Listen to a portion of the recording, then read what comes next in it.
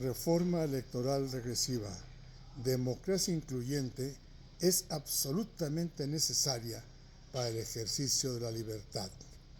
La propuesta de reforma constitucional en materia electoral que el titular del Poder Ejecutivo turnó al Poder Legislativo tiene como objetivo principal eliminar los diputados plurinominales federales y estatales, a los senadores plurinominales, así como a los senadores de primera minoría.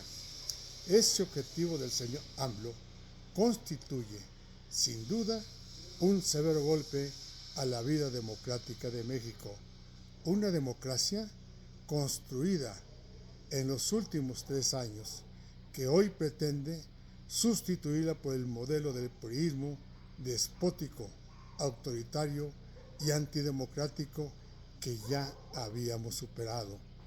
Un modelo que para sostenerse cobró la vida de no pocos mexicanos y muchos pagaron con cárcel la rebeldía a ese modelo que hoy pretenden restaurar quienes con cinismo se enarbolan como la encarnación de la transformación y resultan ser la involución, mostrando así su rostro antidemocrático. Aquel modelo autoritario y despótico y represivo fue derrumbado por los mexicanos que lo enfrentaron con luchas campesinas, sindicales y ciudadanas, cuando construyeron nuevos partidos políticos, organizaciones campesinas y sindicales de carácter independiente y democrático. Pero sobre todo, y lo más importante, es que los mexicanos tomamos conciencia de que los ciudadanos no son de pensamiento único, que México es una sociedad plural y que en consecuencia conviene tener órganos de poder plurales que representen el conjunto de la sociedad y no solamente a una de sus partes, aun cuando ésta tenga una mayoría relativa. Los poderes de la Unión, que no son de integración unipersonal como los ejecutivos, tienen necesariamente que ser de integración plural, porque así es la sociedad que se expresa en las urnas electorales. No existe entonces justificación válida para actuar en sentido opuesto. La propuesta de reforma constitucional en materia electoral que AMLO entregó al Poder Legislativo, en su exposición de motivos, contiene propósitos que todos podemos aceptar con agrado, tales como, y cito lo que a la letra dice, específicamente se busca ampliar la representatividad y garantizar la pluralidad en los poderes públicos. Fin de la cita. Y qué chulada de cita. Si eso sucediera, no tengo ninguna duda, sobrarían causas para festinar con gran alegría. Pero también en la exposición de motivos y en los artículos a reformar muestra sus propósitos antidemocráticos y autoritarios. Es la intención evidente de dañar la vida con libertad y democracia incluyente y plural. Un ejemplo es lo siguiente, y muestro el texto contenido en la exposición de motivos que a la letra dice: se eliminan 200 diputados federales plurinominales y 64 senadores para dejar en 300 el número de integrantes de la Cámara de Diputados electos por mayoría en igual número de distritos y con 64 integrantes del Senado, mayoría relativa. Este principio aplicará para la elección de diputados locales en las entidades federativas. Fin de la cita. Es este criterio antidemocrático y contra la pluralidad de la sociedad, el que se expresa en la redacción del artículo 52 y 56 de la Constitución de la República, que AMLO turnó al legislativo.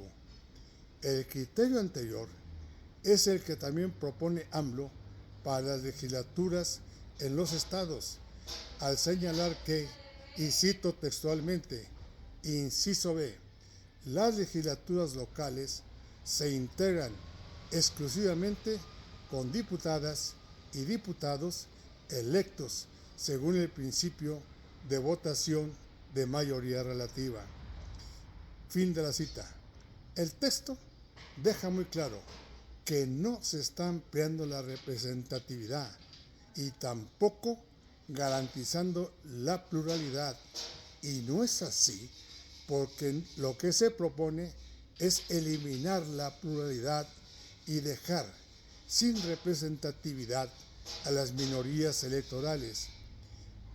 Es eso, sin duda alguna, lo que nos indica con precisión los textos que contienen la propuesta de reforma electoral. Es evidente que existen miles de mexicanos que sin mayor reflexión festinan lo que constituye una agresión y golpe criminal a la libertad y a la democracia. Es eso lo que significa la eliminación de los legisladores plurinominales. Es absolutamente falso que los plurinominales no son resultado de la votación. Los plurinominales son resultado de los votos que cada partido recibe y son, como veremos más adelante, la representación que permite una integración de los poderes legislativos acorde con la proporcionalidad de los votos que la ciudadanía otorga a cada partido, para que nunca más suceda el escenario de 1946 que más adelante describimos. Resulta entonces incorrecto festinar la desaparición de los legisladores plurinominales. Hacerlo es festinar la muerte de la pluralidad democrática y el retorno del autoritarismo excluyente de las minorías, que por más minorías que sean, no son menos mexicanos y sí son parte de la nación. Conviene entonces un análisis de cómo y por qué en México llegamos a la existencia de los legisladores plurinominales. Un dato que puede permitirnos valorar la importancia del sistema con legisladores plurinominales son las elecciones de 1946, cuando no existían los legisladores plurinominales en ninguna de las dos cámaras. El resultado de aquellas elecciones fue que el candidato del PRI, sin tener el 100% de la votación, pues solo obtuvo el 77,87%, se quedó con el 100% de los senadores. Además, el PRI se quedó con 141 de los 147 diputados. Eso significa que con el 77,87% de la votación se agenció el 96% de los legisladores. El 22% de los votantes solo se vio representado con el 4% de los legisladores. El escenario se repetiría en 1949 en términos similares. El presidencialismo autoritario, excluyente y despótico, con un poder legislativo unipartidista, fue el escenario en que se fermentaron y desarrollaron las insurgencias de los trabajadores ferrocarrileros, mineros, electricistas y magisteriales, así como las insurrecciones campesinas de Primo Tapia, Guadalupe Rodríguez y Rubén Jaramillo. Todos tenían, además de sus demandas gremiales, el reclamo de la democracia, libertad y pluralidad. Resultaba inaceptable el dominio unipartidista en un país absolutamente plural. Lo que antes resultó inaceptable, hoy lo sigue siendo.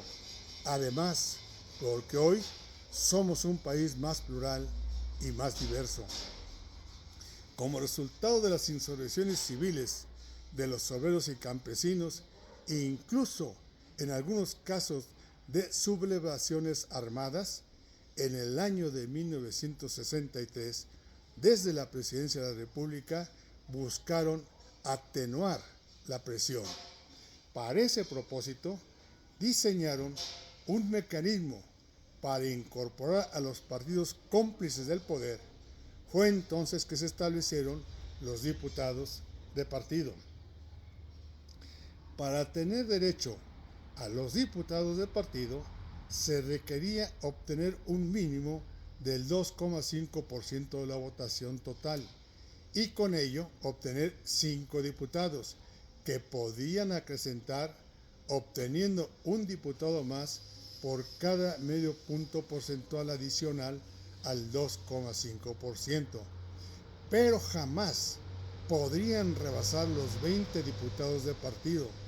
Así, el partido en el poder aseguraba su pleno dominio y simulaba una pluralidad inexistente en el legislativo.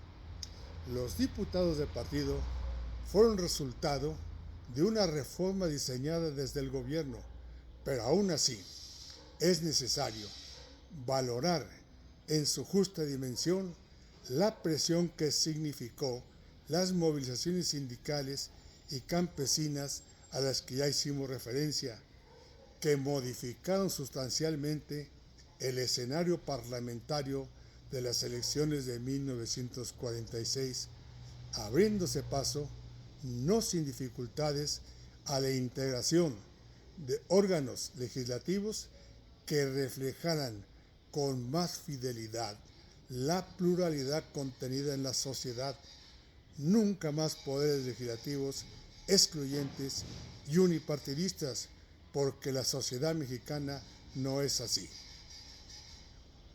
Un elemento que no debemos dejar en el olvido, por su trascendencia en la construcción de la pluralidad democrática, fueron las insurgencias campesinas de los años 60, con un papel destacado de la hoy CIUAC y además la rebeldía estudiantil de 1968. Todas esas acciones de la ciudadanía fue lo que posibilitó la derrota del dominio unipartidario en los poderes legislativos y construyó el camino para tener órganos legislativos que reflejaran en su justa proporcionalidad la pluralidad depositada en las urnas electorales. En muchos ejidos, por lo menos al que yo pertenezco, es una realidad la pluralidad democrática y la inclusión de las minorías. Es esa la razón por lo que en las elecciones de las autoridades ejidales, la planilla que obtiene la mayoría, y puede ser por un punto, pone a los integrantes del comisariado ejidal, y la primera minoría automáticamente se queda con el Consejo de Vigilancia. Esa es la democracia pura y dura, donde las mayorías no aplastan a las minorías, por el contrario, las incluyen en el ejercicio del poder, y eso genera equilibrio democrático y representa la pluralidad de la comunidad. Es esa la esencia y razón de los legisladores plurinominales, representar la pluralidad de la sociedad.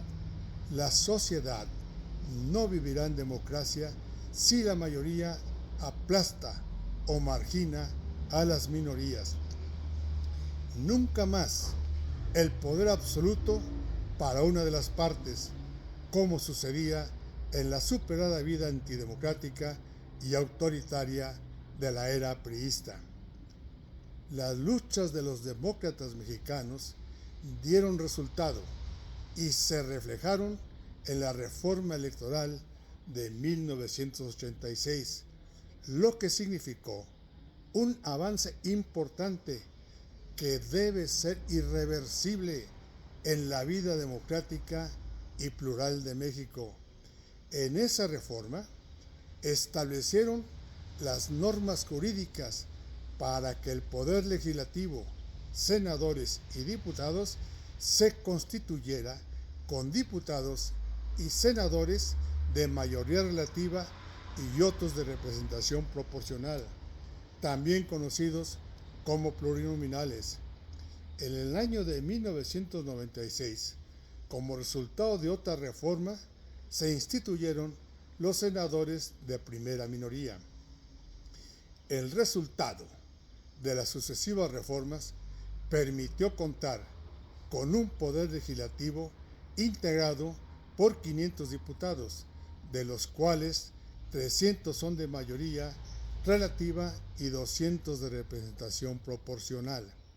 Además, una Cámara de Senadores integrada por 64 senadores de mayoría relativa, 2 por cada estado, más 32 senadores de representación proporcional y 32 senadores de primera minoría, 1 por cada entidad federativa.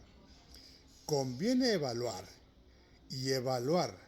a la luz de los resultados la trascendencia de lo conquistado en las luchas por la democracia que diera fin al autoritarismo despótico de la era priista. Preservar en la conciencia y en la memoria nuestro pasado sin plena democracia es abonar a la libertad e impedir que se repita un escenario donde las minorías no formen parte de la vida nacional, sobre todo porque esas minorías pueden llegar a ser tan grandes que signifiquen el 49% de los votantes. Los resultados más tangibles de las sucesivas reformas políticos electorales del pasado reciente lo podemos ver en las elecciones de 1997. En esa oportunidad se eligió la integración de la Cámara de Diputados y por única vez una Cámara de Senadores que solo duraría 3 años. En ese proceso electoral, el PRI obtuvo la mayoría de los votos, el 40%, el PAN logró solo el 26%, el PRD el 25%, el Verde Ecologista el 4% y el Partido del Trabajo el 2,5%. Son cifras redondeadas. Observen que el PRI, siendo mayoría relativa, no se quedó con todos los diputados como sucedía en 1946. El sistema de los plurinominales permitió que las minorías tuvieran representatividad en el poder legislativo, representatividad que las urnas electorales les otorgan. Conviene agregar que el PRI, siendo la fracción mayoritaria por sí solo, la ley no le reconocía legitimidad y legalidad para declarar instalada legalmente la legislatura. Para poder hacerlo, la Constitución señala como requisito inalterable el contar con el 50% más 1 del total de los legisladores. Ese porcentaje lo tenía la oposición en su conjunto.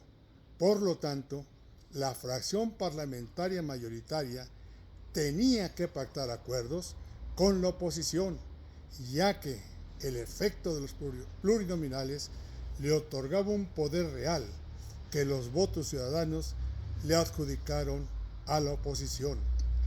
Es esa la importancia de la pluralidad parlamentaria, y eso es lo que hoy AMLO pretende cambiar ante la percepción de que su partido puede ganar la mayoría de los distritos electorales y no quiere que los plurinominales le emparejen el piso, al reflejar en las urnas y sus resultados la pluralidad del electorado.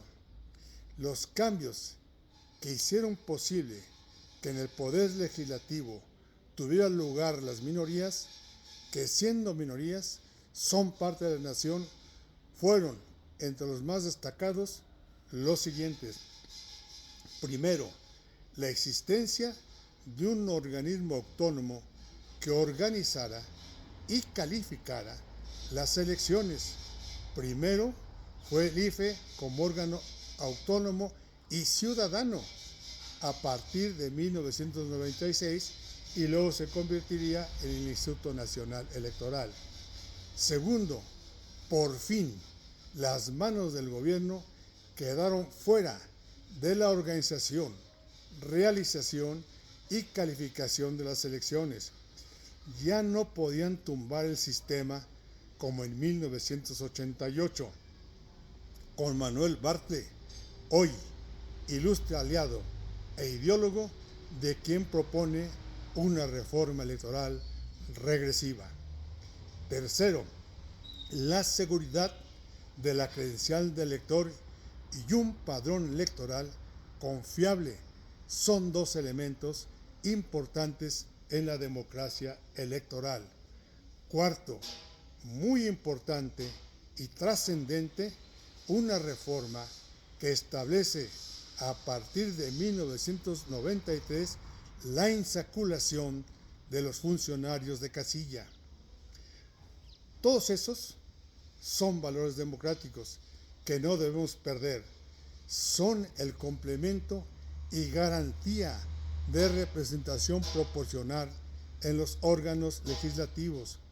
Nunca más elecciones e integración del poder legislativo como sucedió en 1946, que es lo que pretende AMLO con su propuesta de reforma electoral. Regresar al modelo despótico y autoritario de la nefasta era priista jamás debemos de permitirlo. Puede resultar útil para comprender el tema de los plurinominales darle una mirada a los resultados de las últimas dos elecciones legislativas. El proceso electoral del 2018, el partido Morena, por sí solo, se convirtió en la fracción parlamentaria mayoritaria, pero sin obtener la mayoría absoluta, que son 251 legisladores, y quedó muy lejos de la mayoría calificada, que se compone de 334 legisladores. La mayoría absoluta permite aprobar reformas solo a leyes secundarias. La mayoría calificada ayuda para poder aprobar reformas a la Constitución de la República. En 2021, ningún partido logró obtener la mayoría que le permitiera convertirse por sí solo en ninguno de los dos tipos de mayoría ya descritas. Ahora revisemos qué sucedería si se eliminan los legisladores plurinominales como quiere el señor AMLO en su propuesta de reforma constitucional en materia electoral y solamente permanecen los 300 legisladores de mayoría relativa. Para tal propósito, usamos el resultado electoral del año 2018. En esta elección, la coalición que apoyó al señor AMLO logró el 53% de la votación en la elección presidencial y la suma de los porcentajes obtenidos por la oposición fue del 47%. En la votación por el Poder Legislativo, la coalición de Morena ganó en 218 de los 300 distritos electorales. El conjunto de los partidos de la oposición solo logró ganar en 82 distritos electorales. Ahora pongamos atención en los votos recibidos y el porcentaje que significan del total de los votantes. Los electores que acudieron en 2018 a las urnas electorales y votaron por diputados fueron un total de 52.778.635 y repartieron su voto de la siguiente manera. Morena, como coalición, obtuvo 24.495.628 votos, que significan el 46,4% de la votación. El conjunto de la oposición obtuvo 28.283.007 votos, y eso significa el 53,6% del total de la votación. La coalición Morena ganó en 218 distritos electorales y la oposición solo en 82 distritos. Resulta útil observar que el conjunto de los partidos de oposición lograron una mayor votación que Morena, y también es cierto que Morena ganó en más distritos electorales. El sistema de legisladores plurinominales permite construir una representación más equitativa en el poder legislativo, que refleje de mejor manera y en mejores términos el resultado del número de votos obtenidos y no solo de distritos electorales ganados. La adjudicación de los legisladores plurinominales es el sistema que permite la integración de las minorías significativas al poder legislativo. El resultado con los plurinominales es que la coalición de Morena obtiene 308 diputados y el conjunto de la oposición 192 legisladores. Eso evita una falsa mayoría absoluta y relativa calificada en el legislativo y reconoce el lugar que la oposición merece conforme a la votación. Si sucediera como AMLO propone, es decir, que desaparezcan los diputados plurinominales, entonces un partido que solo obtuvo el 46,4% de los votos emitidos por diputados se queda con el 72,6% de los legisladores, 218, y el conjunto de los partidos de oposición al que los electores le entregaron el 53,6% de los votos solo obtiene el 27,4% de los legisladores. Esa no es democracia incluyente. Pongámoslo de la siguiente manera, atendiendo la intención del señor AMLO con el sistema que elimina los plurinominales. Los que sumaron mayor porcentaje de la votación total solo obtienen 82 legisladores de los 300 que sugiere AMLO, y el partido o coalición a quien el electorado le entregó menor porcentaje de la votación se queda con 218 legisladores. El significado de ese resultado es que se puede ganar cada uno de los 300 distritos electorales por un solo partido o coalición, y en cada uno ganar hasta por un solo voto, y por lo tanto hacerse del 100% del legislativo y dejar fuera de la representación al 49% de los votantes. Es exactamente lo que AMLO busca, y eso no lo dibuja como un demócrata, y sí lo acerca más a las conductas que vivimos en el siglo pasado con el priismo autoritario y despótico. El señor AMLO miente, como es su tradición, al señalar al final de la exposición de motivos lo siguiente, y cito textualmente: en conclusión, de aprobarse la presente iniciativa, México contará con un sistema electoral que otorgue a la ciudadanía la representatividad y pluralidad de su espectro político de manera fehaciente, garantizando una mayor equidad. Fin de la cita. Esa formulación es absolutamente falsa. La propuesta del señor AMLO genera inequidad porque construye la posibilidad para que quienes tienen menor votación obtengan más legisladores solo por ganar más distritos. No refleja la pluralidad y no refleja de ninguna manera equidad alguna. La propuesta de reforma en materia electoral debilita además en forma severa las instituciones como el INE y el Tribunal Electoral del Poder Judicial de la Federación y desaparece los órganos electorales de las entidades federativas. De estos temas nos ocuparemos en otra oportunidad.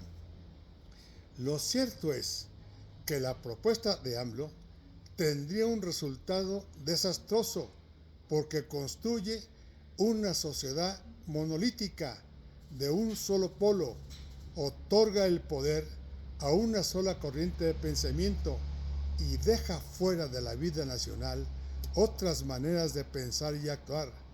La propuesta arrojaría un régimen político aún más desastroso que el priismo autoritario y despótico que ya habíamos superado. Este es el propósito del llamado Plan C del señor AMLO y la posibilidad de convertirlo en realidad puede ser en el último mes de su mandato, sí y solo si en las urnas electorales obtiene la mayoría calificada en ambas cámaras, diputados y senadores.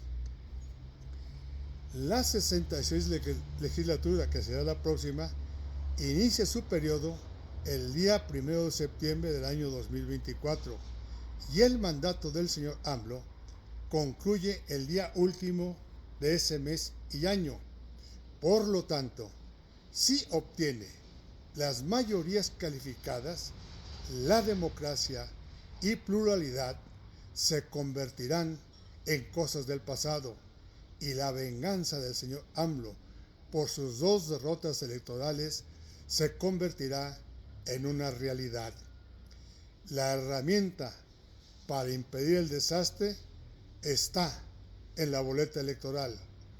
Ganar la presidencia de la República es muy importante, pero percibo que es fundamental impedir que la alianza de Morena se apodere de la mayoría calificada de la Cámara de Diputados y de la Cámara de Senadores.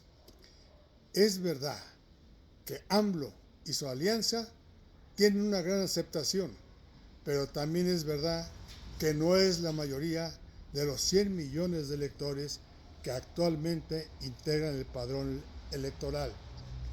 En el año de 2018 solo acudieron a las urnas 56.6 millones de los 89.3 millones de electores que integraban el padrón electoral.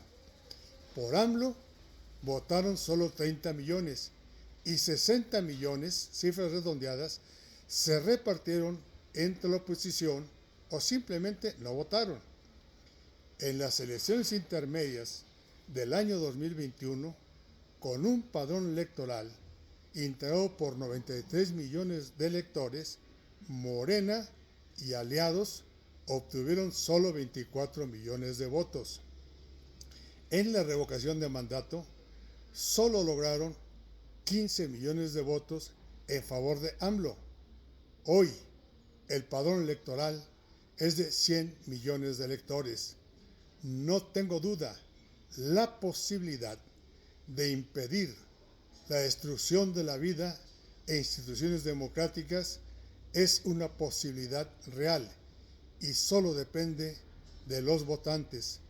Son las urnas, el camino democrático. Otras herramientas resultan inaceptables. José Luis Hernández Andrade, militante de la Ciudad Puebla, 8 de marzo del año 2024.